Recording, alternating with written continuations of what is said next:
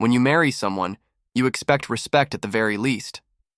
Love may fade, passion may come and go, but respect should never disappear. That's what I believed when I married my wife. We weren't perfect, but I always treated her like a partner, never less. That's why what she said one night at the dinner table cut deeper than any fight we had ever had.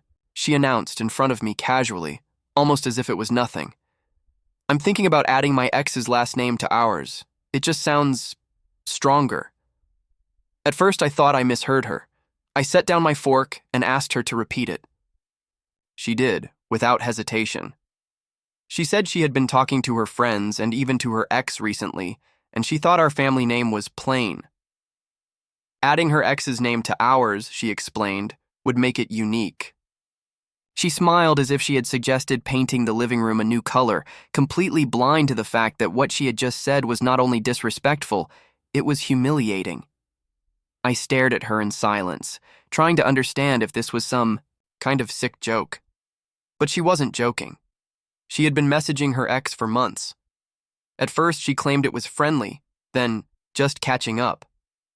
Now it had escalated to her wanting his name tied permanently to ours. In my mind, there was no coming back from that. This wasn't just betrayal. This was her telling me to my face that she valued another man's presence so much she wanted to brand our lives with him.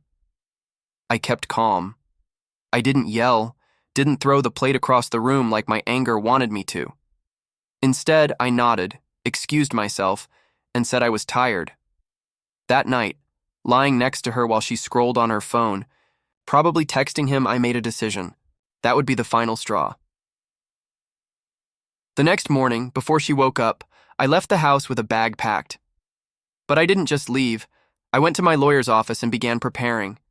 I had kept screenshots of her chats for weeks, the ones she thought I hadn't seen. I had noticed the shift in her behavior long before the name comment.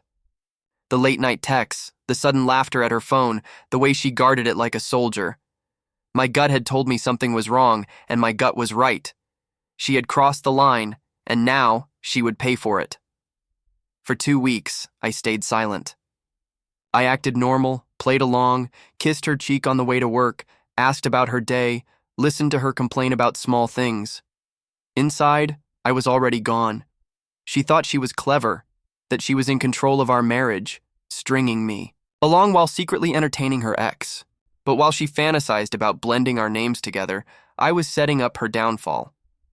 The day finally came when I was ready. I came home early, divorce papers in hand, and laid them on the table in front of her. At first, she looked confused. Then she read the title, and the color drained from her face. "What is this?" she asked. My answer was calm and final. "You want to carry your ex's name with ours? Go carry it alone. I'm done." She tried to laugh it off at first, said I was being insecure, that she didn't mean it literally. But then I showed her the evidence, every text, every photo, every word she had sent him. She froze. No excuses left. No lies strong enough to cover the truth. All she could do was cry, beg, and tell me she didn't want to lose me. But the begging didn't work. Once respect is gone, so is everything else. I filed for divorce, and thanks to my lawyer and the evidence, I walked away clean. She lost the house, most of the savings, and the comfortable life she had taken for granted. The man whose name she wanted to attach to ours never stepped up. In fact, within a month, he stopped answering her messages. She was left alone, broke, carrying nothing but regret. Months later, people told me they had seen her living in a small apartment on the edge of town, struggling to get by. The same woman who once told me she deserved a stronger name now had nothing, and me, I was free. I built my life back, stronger, with people who respected me. I learned the hardest truth. Sometimes the final straw isn't betrayal itself. It's the moment someone shows you, without shame, that they never valued you. She thought she could drag her ex's name into our marriage, and I'd tolerate it. Instead, I ended it all. That was my brutal response, and it was the only one she deserved.